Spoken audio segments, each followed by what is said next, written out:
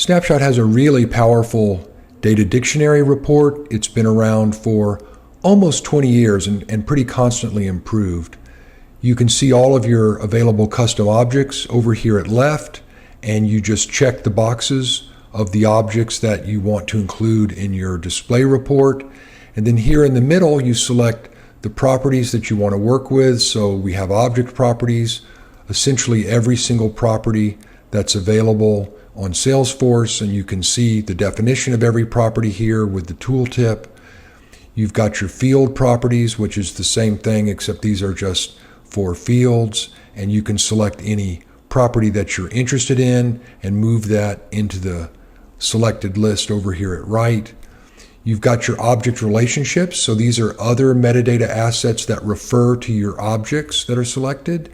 And you've got your field relationships, which are other metadata assets that are referred to the fields that you've selected. And so you just put the report together any way that you want and go to the Display Report tab. And now you get a roll-up report of all of your selected properties and selected fields and selected objects. And of course, you can export that in every format or share it here with your team. There's a new capability here that I really like, and that is the ability to look at your object automations. So you select your automations and move them here into the selected list. And now when you go to the Display Report tab, you get this really nice roll-up report of all of the automations that impact your account object in this case. And it also shows you over here in this column when the automations fire, for example, after insert, after delete, so on and so forth.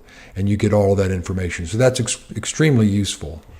So lastly, I just wanted to mention a couple of additional capabilities. We've got trim table here to change which fields are included for any one of your objects, so you can really drill down into exactly what you want for the report, and also color coding. So you can, for example, control the color of any of the cells here based on the text value. All right, that's a quick view of the Data Dictionary report.